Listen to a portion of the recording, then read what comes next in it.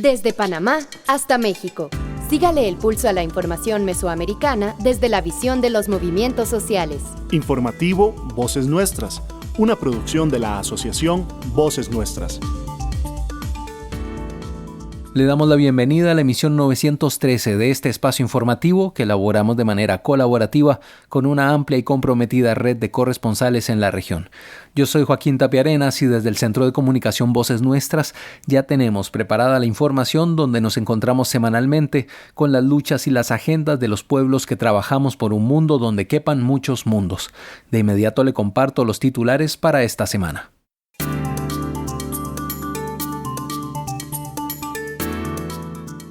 En Latinoamérica, celebran encuentro por una transición justa de los combustibles fósiles. En El Salvador, huertos orgánicos para cultivar la esperanza. En México, la importancia de acompañar, cuidar y visibilizar la diversidad de experiencias que viven las infancias. En Nicaragua, identifican 40 métodos de tortura del régimen de Ortega y Murillo en contra de opositores nicaragüenses. En México, documental que relata resistencias de pueblos indígenas en Puebla se proyectó en la gira Ambulante 2026. En Honduras, economista asegura que gobierno debe demostrar al Fondo Monetario Internacional que puede cumplir compromisos económicos. En Cuba, Girón 65 años después, La Habana reafirma que la dignidad no se negocia. En Guatemala, derechos laborales de personas defensoras de derechos humanos. En El Salvador, colectivo de sindicalistas en el exilio fortalecerá la lucha por los derechos de las personas trabajadoras, señalan movimientos sociales. Con la visión de los movimientos sociales. Informativo Voces Nuestras. En Latinoamérica. Celebran encuentro por una transición justa de los combustibles fósiles. La primera conferencia internacional para la transición más allá de los combustibles fósiles, celebrada en Santa Marta, Colombia, del 24 al 29 de abril de 2026 y coanfitrionada por Colombia y los Países Bajos, concluyó con un enfoque en acciones concretas para abandonar progresivamente los hidrocarburos de manera justa, reuniendo a delegaciones de más de 50 países, 54 gobiernos confirmados, más de 1.500 líderes y lideresas, organizaciones indígenas, sociedad civil, personas de la academia y sector privado, acordados tras la declaración de Belém en la COP30. Esta actividad llenó un vacío en la agenda climática global al priorizar la reducción de producción y demanda fósil mediante incentivos renovables, cooperación internacional y justicia climática, incluyendo el respeto a territorios indígenas. La nota con Olmedo Carrasquilla Águila, de Radio Temblor Internacional. Bueno, amigos y amigas de América Latina y el Caribe y del mundo, ya estamos en lo que es la recta final de la conferencia internacional hacia una transición energética más allá de los combustibles fósiles que se vino dando del 24 al 29 de abril con distintas organizaciones, comunidades, ecologistas, mujeres, juventudes y por supuesto los afectados y víctimas del cambio climático. Bueno, Santa Marta fue el epicentro en Colombia y bueno, tenemos a una compañera que vivió estos procesos tanto de la Cumbre de los Pueblos como de la Cumbre Oficialista, que es una continuidad pero sin el marco lógico de las negociaciones. Sagni Acosta, del colectivo Deuda por Clima, ¿cómo te ha parecido este proceso? ¿Cuál va a ser el destino de las reales soluciones al cambio climático? Máxime que se requiere pues paulatinamente ir dependizándose de los hidrocarburos. Bueno, pues esta conferencia es un hito en la historia porque es una conferencia que específicamente trata el tema de la transición energética hacia más allá de los combustibles fósiles. Sin embargo, solamente contó con la participación de 60 países. Fue organizada por Colombia, pero también por Países Bajos. Y tuvimos la Cumbre de los Pueblos previa, que fue independiente, organizada por otras organizaciones, y ahí estuvimos participando. Creo que el compromiso real de los países es necesario.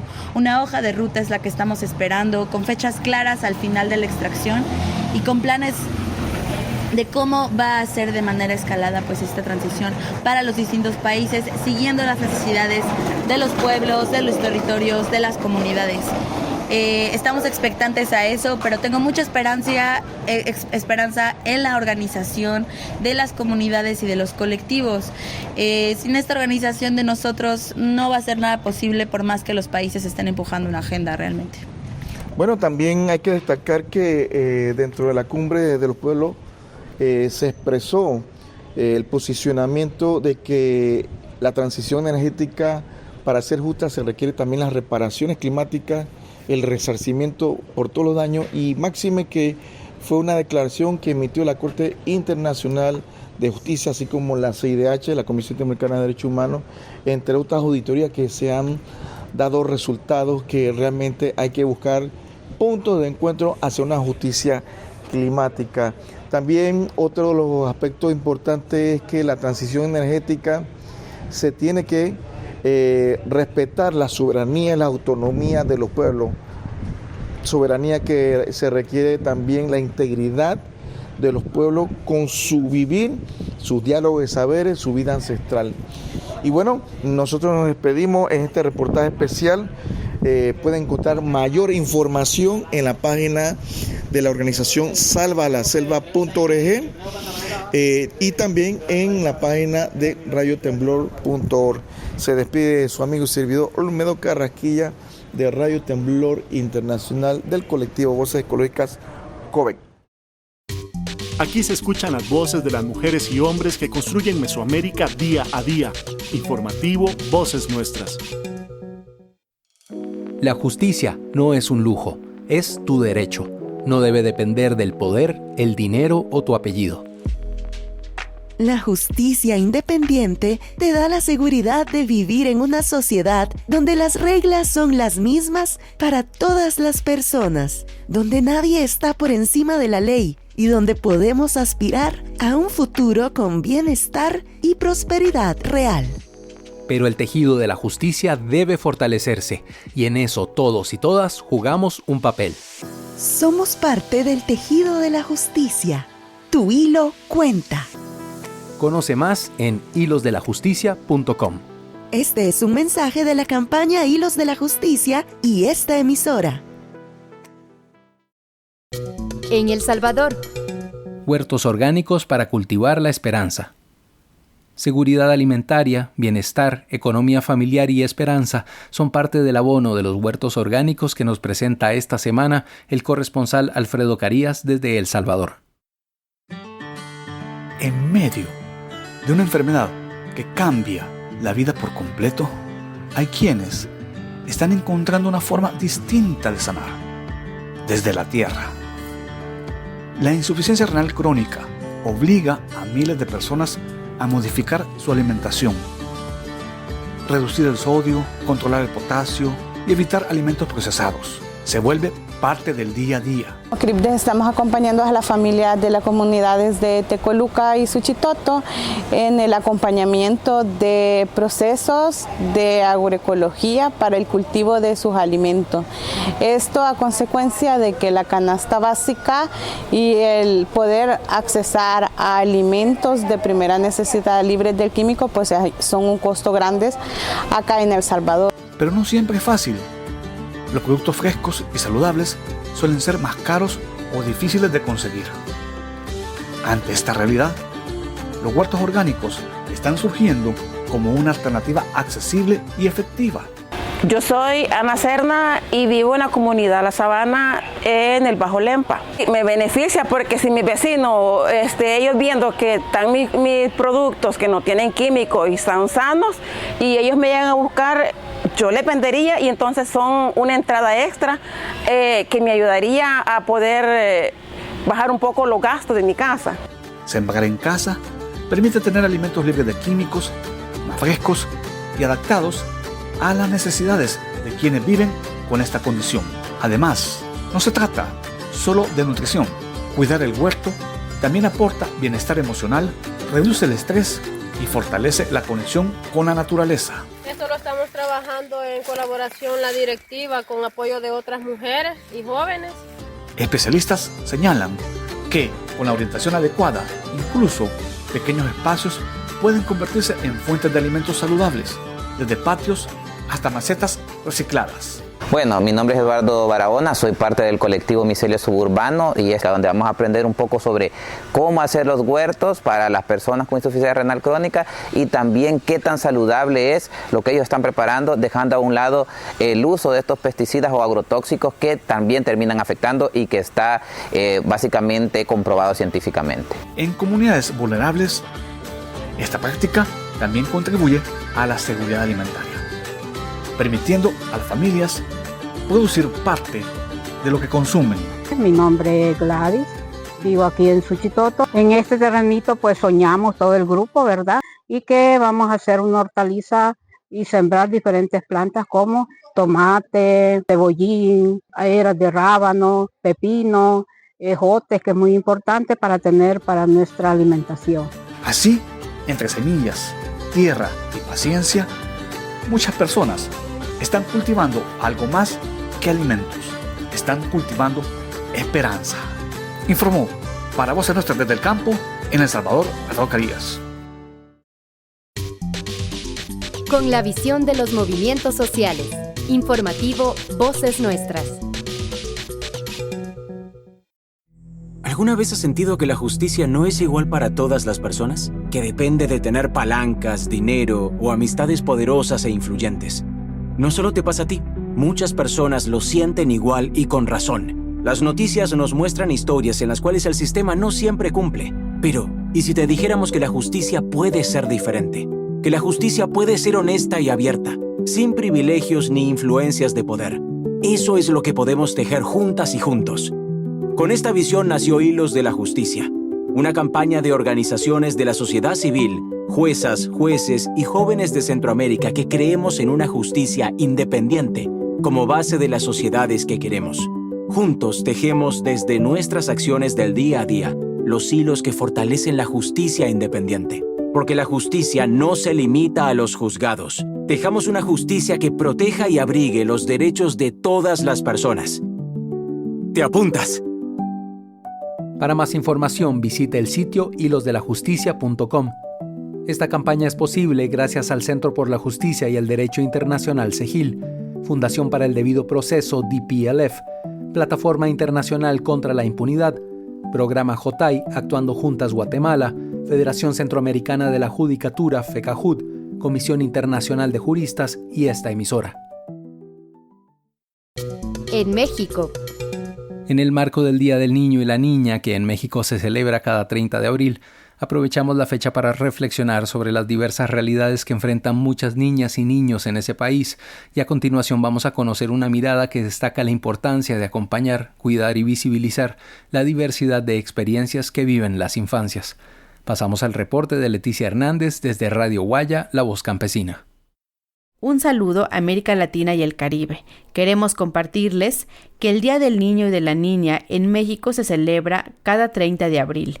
Es una fecha que nos invita a reconocer los derechos de las infancias y a reflexionar sobre la importancia de su bienestar en nuestras comunidades. Sin embargo, también es momento de mirar las distintas realidades que viven muchas niñas y niños.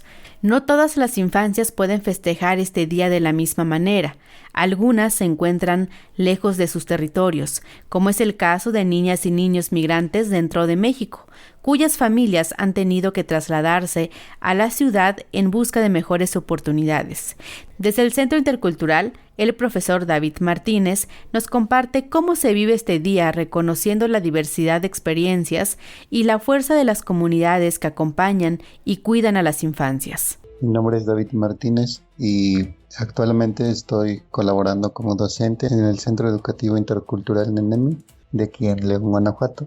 En este centro educativo atendemos a niños, a niñas que vienen de comunidades náhuatl, de comunidades uráricas, de comunidades purépechas y comunidades neni. Principalmente son niños que migraron junto con sus familias a esta ciudad de León y que trabajan entre muchas cosas, es vender flores y vender artesanías. Estos niños y niñas, además de estar aquí estudiando en este centro educativo, también trabajan ayudando a vender, en este caso flores, para principalmente los que vienen de la comunidad que son náhuatl, del centro de Veracruz, que es Orizaba y Zongolica. Los que vienen de otras comunidades purépechas o huirráricas o ñañú, a lo que se dedican es a las artesanías. Llevan pues una vida diferente a la comunidad, porque aquí tienen pues que colaborar junto con sus papás para poder sobrevivir dentro de aquí de la ciudad de León, Guanajuato. Y por las fechas del Día del Niño, para festejarles este día, pues aquí en el Centro Cultural Educativo lo que estamos haciendo es los preparativos. Estuvimos trabajando en actividades como un rally, juegos, concursos. En este caso va a haber concurso de trompos, concurso de talentos para darles de cierto modo como un día de diversión. Porque los derechos de las infancias y los niños no solo deben estar escritos en las leyes, sino hacerse realidad en la vida cotidiana. Es tarea de todas y todos construir condiciones para que cada niña y niño pueda crecer en un entorno sano, justo y lleno de oportunidades. Para el informativo Voces Nuestras, les acompañó Leticia Hernández de Radio Guayacocotla, La Voz Campesina en México. Aquí se escuchan las voces de las mujeres y hombres que construyen Mesoamérica día a día. Informativo Voces Nuestras. Garantizar la atención médica a todas las personas es una de las obligaciones del Estado. Esta debe cumplirse independientemente de la situación migratoria de quienes requieran estos cuidados. Los servicios de salud deben ser accesibles y aceptables. Deben contemplar la diversidad cultural de las personas en situación de movilidad humana, respetando sus creencias, idioma y demás factores que pudieran devenir en situaciones discriminatorias. Los estados están obligados a garantizar la disponibilidad y accesibilidad a campañas de salud pública, tomando en cuenta, además, las condiciones de los procesos de movilidad y la vulnerabilidad a contagios que existen en ellos. Es una responsabilidad de las autoridades sanitarias la creación de espacios de capacitación y sensibilización de personal médico y administrativo en donde se prevengan situaciones discriminatorias que impidan el acceso al derecho a la salud. Te invitamos a promover espacios seguros con menos obstáculos para el acceso a una salud humana digna y libre de discriminación.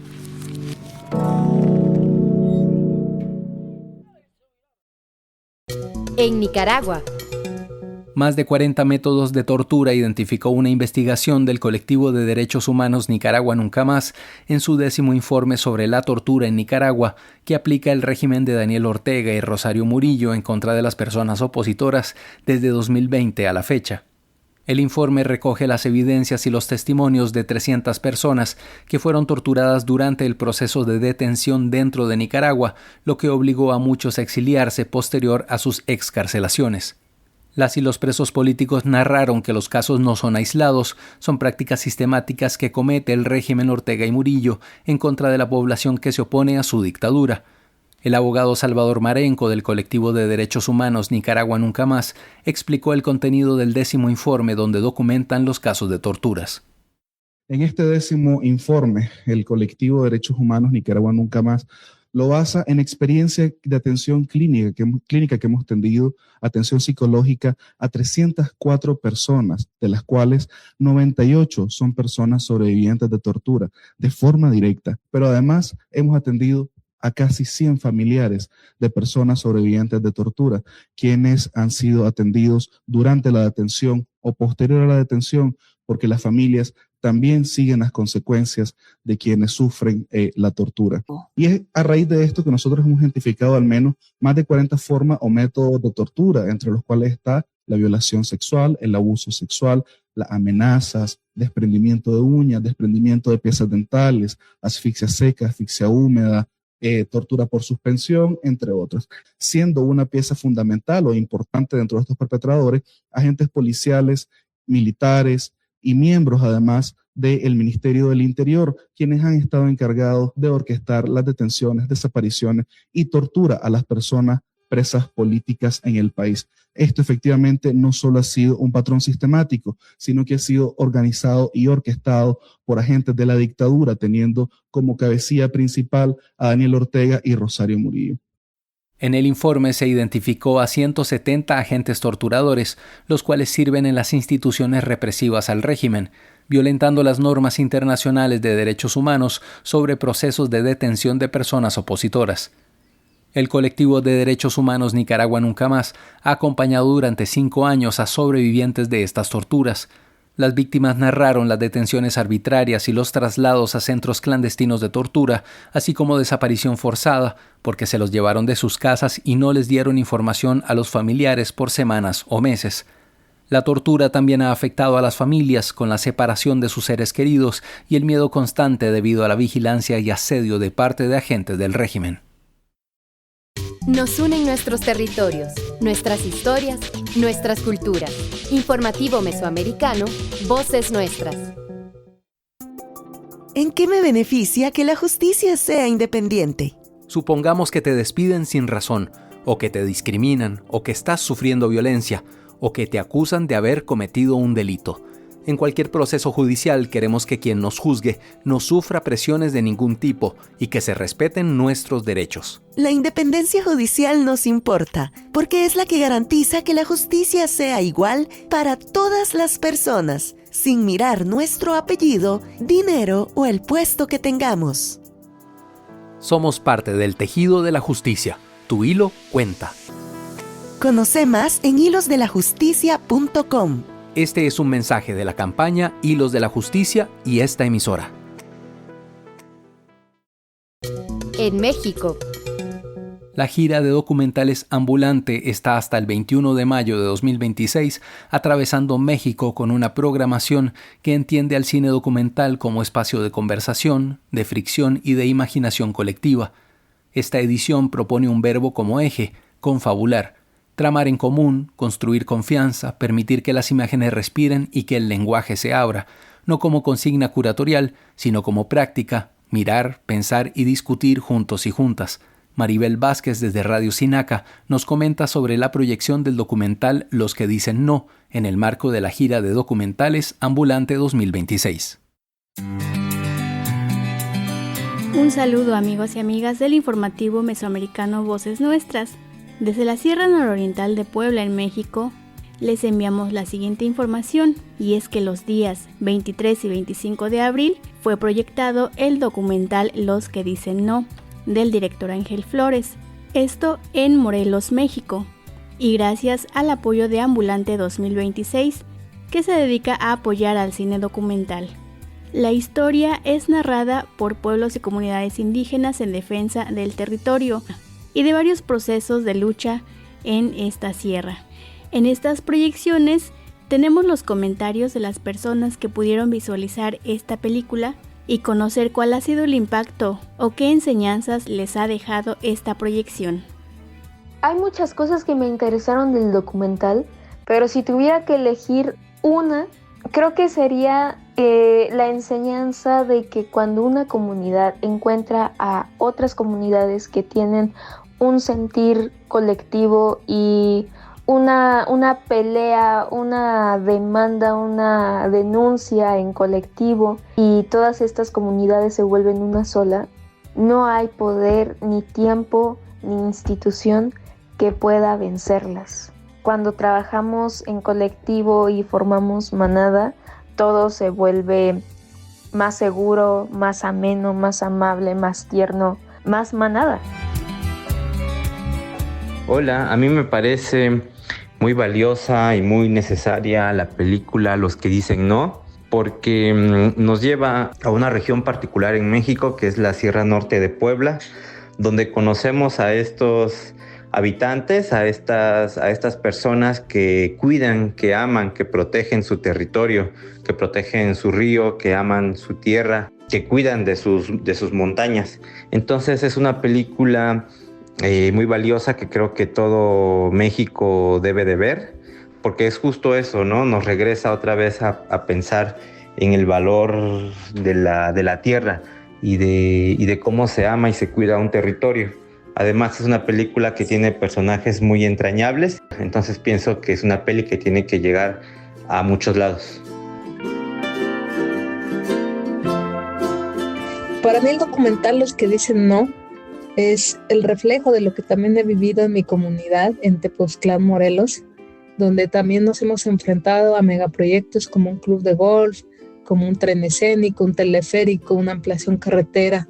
Así que cada imagen para mí resonó de manera constante porque es justo los que decimos no a que se destruya nuestro territorio, y un territorio que tiene sí cerros, sí agua, pero también todo lo que se produce en comunidad, las fiestas, los vínculos, lo que comemos. Y bueno, pues para mí es saberme cerca de otras luchas, de otras compañeras y compañeros que están en resistencia por la defensa de la vida.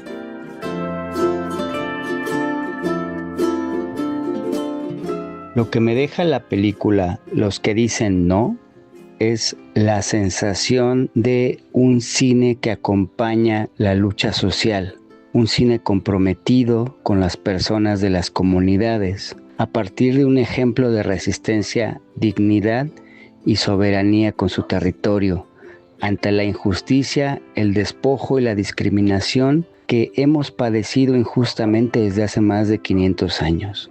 Esta pequeña victoria es un gran logro para todas las comunidades que enfrentan el extractivismo y el despojo como el pan de cada día. Muchas gracias. Chubi y yo, la que ladró, les mandamos un fuerte abrazo.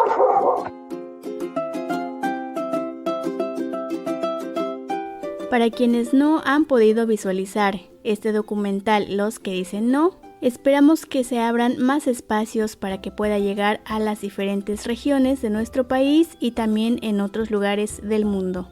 Para el informativo mesoamericano Voces Nuestras desde Radio Tzinaca les reportó Maribel Vázquez.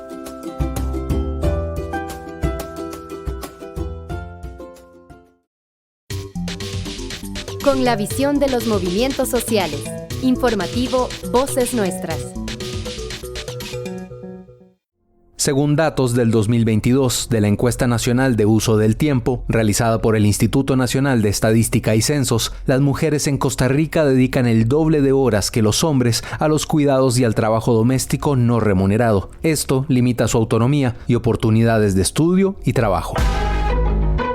La igualdad empieza en casa. Redistribuyamos las labores del hogar. Nos queremos libres, felices y sin miedo.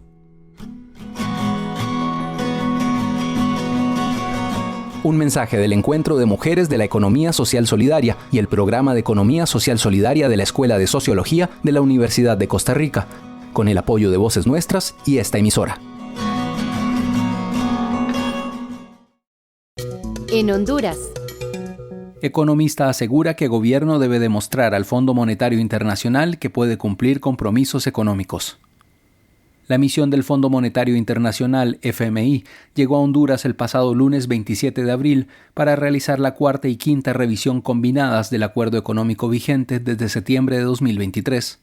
Esta evaluación es considerada una de las más decisivas para la administración actual, porque de aprobarse ambas revisiones, Honduras recibiría aproximadamente $240 millones de desembolso. Más información con Rommel Gómez desde Radio Progreso en Honduras. Desde el pasado lunes se encuentra en el país una misión del Fondo Monetario Internacional para continuar con la revisión del servicio ampliado de crédito y del servicio ampliado del fondo. Recordemos que la última revisión se realizó en septiembre del año 2025 durante la gestión de la expresidenta Xiomara Castro Sarmiento. ¿Cuáles son los retos que tiene la nueva administración pública del país con respecto a esta revisión del Fondo Monetario Internacional? Le saludamos, licenciado Freddy Tejada, gracias por acompañarnos. Muchas gracias. Bueno, los grandes retos de este nuevo gobierno, digamos, con esta visita del Fondo Monetario Internacional, primero que no es una visita simbólica, porque la visita simbólica se hizo hace algunos meses, que fue más que todo protocolar. Esta visita ya implica realmente revisar, digamos, la sostenibilidad del programa monetario del gobierno de la República, ¿verdad? Entonces yo creo que si es por retos,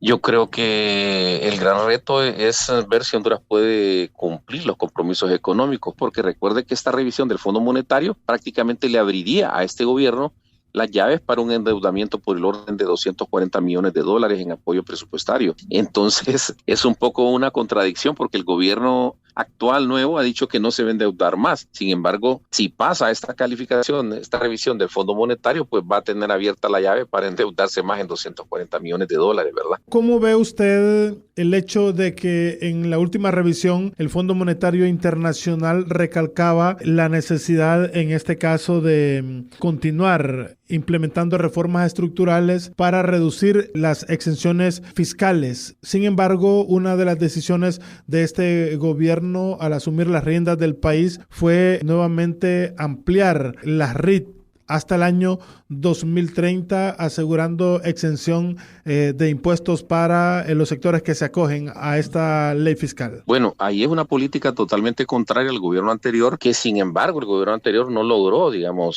concretizar, eliminar esas exenciones, exoneraciones, etcétera, que según dijeron ellos rondan los $60 mil millones. Es un tremendo agujero para las finanzas nacionales. Entonces yo creo que en ese tema este gobierno ya con eso de la RIT, pues prácticamente presentó su candidatura a hacer todo lo contrario, es decir, a seguir manteniendo esas exenciones, esas exoneraciones. Pero la clave de esto, el gran reto del gobierno es demostrarle al Fondo Monetario cómo se justifica ese agujero que generan las exoneraciones, ¿verdad? ¿Cómo lo va a sustituir en el tema de los ingresos? Porque recordemos que estas exoneraciones se ha dicho que en realidad pues, son algunas facilidades para ciertos sectores, no para todo el país. Entonces yo creo que el gran reto de este gobierno es demostrar que mantener las exoneraciones realmente ofrece resultados positivos para Honduras, ¿verdad? Y sin embargo yo creo que al final del Fondo Monetario lo que va a evaluar también es la estabilidad económica, ¿verdad? Es decir, si el gobierno, cómo va a mantener el tipo de cambios, si lo va a seguir devaluando de manera acelerada o suave, el tema de la inflación. Y con los elementos que usted ya ha mencionado, ¿se puede anticipar cómo le irá al gobierno en esta revisión del Fondo Monetario Internacional, que como usted lo mencionó, le asegura desembolsos por arriba de los $240 millones? Yo creo que le puede ir medianamente, yo le doy que le va a dar un 60% de calificación, va a pasar, con la nota más baja, pero al final va a pasar. El problema va a ser al final del año que este gobierno va a tener que demostrar que la economía creció. Y ahí es donde yo lo veo difícil, porque le recuerdo que este primer trimestre ya se perdió por no tener aprobado un presupuesto con una baja económica a nivel general. Entonces, por ejemplo, que va a generar empleo en los próximos trimestres, lo veo difícil para este año. Más bien digo que la economía probablemente va a decrecer y ahí es donde va a estar el problema el próximo año cuando se retomen las negociaciones. Muy bien, le agradezco, licenciado Freddy Tejada, por estas valoraciones sobre la visita del Fondo Monetario Internacional. Con la visión de los movimientos sociales. Informativo Voces Nuestras.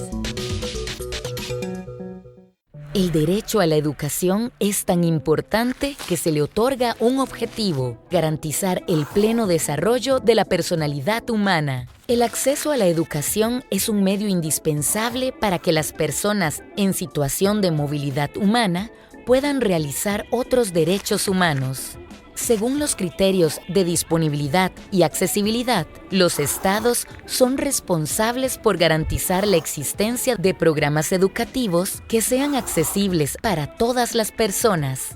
Existen múltiples barreras para que las personas en situación de movilidad humana puedan ejercer este derecho. Entre ellas, la falta de documentos apostillados o registros de nacimiento necesarios para su inscripción, dificultad para presentar requisitos que permitan validar sus años de estudios. Ambas suelen estar relacionadas con que los gobiernos de origen de estas personas son los perpetradores de la violencia y la persecución que los obliga a huir.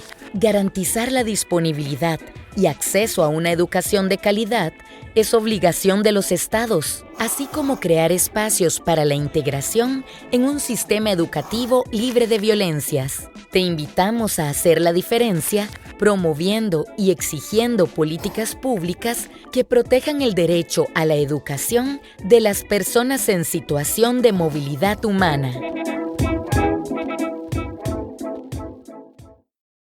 Nos unen nuestros territorios, nuestras historias, nuestras culturas. Informativo Mesoamericano, Voces Nuestras. Girón, 65 años después. La Habana reafirma que la dignidad no se negocia. La semana pasada concluyó en el Centro Fidel Castro Ruz el taller académico Girón, 65 años de la gran victoria contra el imperialismo. Durante 2 jornadas, historiadores, combatientes y periodistas desmontaron una a una las mentiras del imperio y reivindicaron la primera gran derrota militar de Estados Unidos en América Latina. La nota con Lisette Márquez desde Prensa Latina. Para los cubanos, Girón no es una fecha más. Es la prueba de que un país pequeño, mal armado, pero con la razón de su lado, puede humillar al imperio más poderoso del planeta. Es el día en que el pueblo dejó de ser espectador y se convirtió en ejército. Por eso en Cuba, Girón se estudia como manual de resistencia. Y así trascendió en el evento realizado durante 2 días en el Centro Fidel Castro. 6 ponencias hablaron durante la segunda jornada del juicio ejemplar a los invasores, de la negociación y la indemnización que pagó Washington para rescatar a sus mercenarios humillados y de la Operación Mangosta, ese plan sucio que intentó ahogar a Cuba en sangre y sabotaje. También se analizó el destino de la Brigada 2506 después de Girón, derrotados, dispersos, traicionados por quienes los armaron. Desde el Archivo de Seguridad Nacional de Washington se presentó la ponencia Memorias del evento Girón 40 años después, mientras que investigadores cubanos respondieron con Girón en los archivos cubanos. 2 visiones, pero una sola verdad. El imperio no pudo contra la isla. Entre los asistentes estuvieron 2 voces que no necesitan presentación. Ramón González Zuco, que con 22 años disparó desde la arena, y Andrés Castillo Campos, que apenas tenía 16 años cuando enfrentó a los mercenarios en Playa Girón. Yo salí de La Habana movilizado hacia un lugar que no sabía a qué nos íbamos a enfrentar. Un buen día tuvimos que salir de ese lugar hacia el frente de batalla de Playa Girón, ya convencidos que íbamos a combatir, que queríamos saber qué experiencia nos iba a dar el primer bautismo de fuego. Lo importante de esta situación es que aunque hayan pasado 65 años, es el mismo enemigo. Ha variado de jefe, pero tienen la misma esencia de adversión contra nuestro país. Vivimos una situación diferente y la vivimos precisamente para que la generación futura tuviera de qué aprender. Pero el taller no se quedó en el pasado. Una de sus misiones fue clara. Lo ocurrido en Girón debe llegar a los que no habían nacido entonces. Todas las generaciones tienen que estudiar Girón porque la agresión del imperialismo contra Cuba no ha cesado. La victoria de Girón estuvo marcada fundamentalmente por la juventud de los que participaron en esa batalla. El taller cerró sus puertas en el año del centenario de Fidel Castro. Analizar los legados de Girón no es un ejercicio de nostalgia, es una necesidad estratégica, porque Girón significó la primera gran derrota del imperialismo en América y esa lección de resistencia, forjada en 72 horas de combate, ilumina nuestro camino actual y la defensa de Cuba hoy, sostenida por su pueblo y admirada por los pueblos del mundo. Girón no es solo una victoria militar, es la prueba de que un pueblo organizado con fusiles y conciencia puede plantar cara al imperialismo. 65 años después, la lección sigue vigente y La Habana lo recuerda, Cuba no se rendirá. Lisette Márquez, Prensa Latina, Televisión. En Guatemala. Derechos laborales para personas defensoras de derechos humanos. El Observador participó en un encuentro internacional con personas que defienden derechos humanos y ambientales. Juan Carlos Pérez nos comparte sus opiniones del encuentro, pero sobre todo del derecho laboral de las y los defensores de derechos humanos en el contexto del Día Internacional de la Persona Trabajadora. La nota con el corresponsal Herbert Reyes desde Guatemala. Juan Carlos, muchas gracias por aceptar la invitación. Año con año los trabajadores y trabajadoras en todo el mundo conmemoran el día en el que realizan actividades productivas, económicas, intelectuales, académicas. He sabido que ustedes como El Observador realizaron un encuentro en el continente americano para participar en un foro. ¿Nos podrías comentar qué actividad realizaron? Sí, ¿qué tal? Buenas tardes. Gracias por la oportunidad de participar en esta entrevista. Y sí, participamos en un encuentro latinoamericano de defensores y defensoras del territorio a nivel latinoamericano y para aprender sobre los mecanismos de arbitraje de que tienen los gobiernos para inversiones de extractivistas. En eso se basó la reunión. ¿En qué condiciones encontraste a las personas que realizan estos encuentros, que realizan las actividades en las comunidades, en sus asociaciones, organizaciones? Fíjate que fue muy sintomático encontrar que se repite un patrón en toda Latinoamérica, desde Centroamérica hasta el sur, un patrón de criminalización y de represión en contra de los defensores y defensoras de territorio, especialmente de las comunidades indígenas, en donde el trabajo del Estado no llega y son las personas que están más propensas a recibir ese tipo de ataques.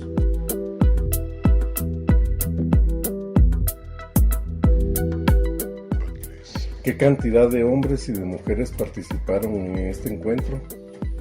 No tengo un número específico, pero estaban alrededor de 30 personas, la mayoría de ellas mujeres, pero también representantes hombres que venían de todas las regiones de Latinoamérica. Para hablar un poquito en conmemoración del Día Internacional del Trabajo, como en Guatemala también tenemos este tipo de actividades, este tipo de circunstancias donde el extractivismo se realiza de manera común, de manera bastante frecuente, pero las personas que defienden el territorio no tienen derechos, no tienen acompañamiento legal, no tienen seguridad social o posiblemente la intencionalidad de ser jubilados. Y no solo los defensores de la naturaleza, defensores de derechos humanos, defensores de derechos ambientales, derechos de la mujer. ¿Qué perspectiva tiene El Observador con respecto al Día Internacional del Trabajo y los defensores?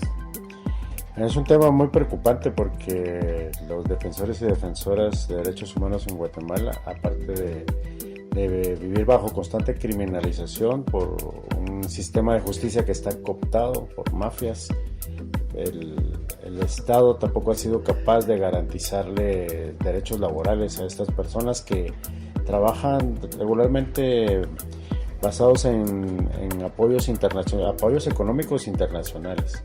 Estos proyectos no garantizan la seguridad laboral para los defensores y defensoras, no garantizan seguro social, no hay estabilidad, no hay leyes que protejan el trabajo de estas personas y por eso las ponen en una situación de vulnerabilidad económica, de vulnerabilidad física. Es un trabajo de alto riesgo y no hay ninguna instancia estatal que se preocupe por la seguridad económica y física de los defensores y defensoras.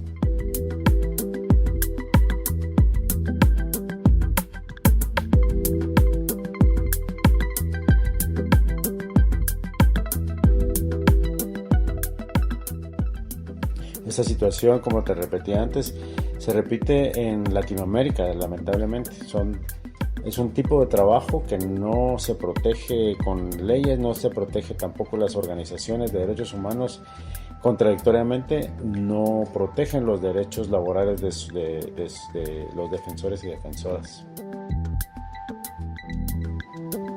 Como El Observador, ¿ustedes qué recomendación harían al Estado, a las instituciones, a las instancias internacionales que muchas veces ayudan desde el asistencialismo, intentando que se les garantice a las personas colaboradoras, porque así se les llama, ya no trabajador sino colaborador, para que puedan tener derechos laborales.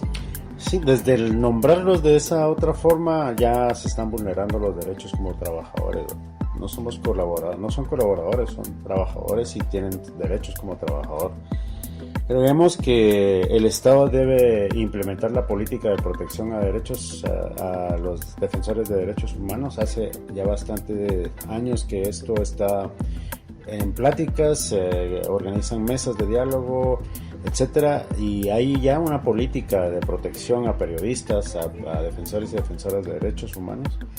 Sin embargo, no está aprobada y no es una ley, no es algo que proteja efectivamente. El Estado no ha sido ágil para protegerlo. También creemos que se necesita desde el Congreso legislar a favor de este tipo de trabajo. Primero, reconocerlo como un trabajo esencial, como otro funcionario público, que se le dé esa categoría. Después de eso ya se puede pensar en leyes específicas, leyes laborales específicas para este sector, porque no hay ningún mecanismo legal que aparte entrarle fuertemente a la cooptación que tiene el sistema de justicia, porque ha sido el sistema de justicia cooptado el que se utiliza para criminalizar y reprimir a defensores y defensoras de derechos humanos. Ahí creo que se deberían enfocar los esfuerzos estatales de la sociedad y de las mismas organizaciones de derechos humanos. Para concluir, Juan Carlos, ¿qué mensaje le darías a la dirigencia sindical de Guatemala? Primero, saludarles. La lucha de los sindicatos en Guatemala ha sido histórica, importante. Sin embargo, en los últimos años se ha notado división, se ha notado debilidad, poca organización. El llamado sería a retomar ese papel que han tenido en la historia del país para defender derechos laborales, no solamente de los obreros, también los trabajadores y trabajadoras de las organizaciones de derechos humanos están incluidos ahí, deberían estar incluidos en esa lucha, y buscar formas de comunicación y crear redes de apoyo para estos trabajadores y trabajadoras que no cuentan con el respaldo sindical ni estatal. Muchas gracias, Juan Carlos. Para el informativo mesoamericano Voces Nuestras, reportó desde la ciudad de Guatemala Herbert Reyes.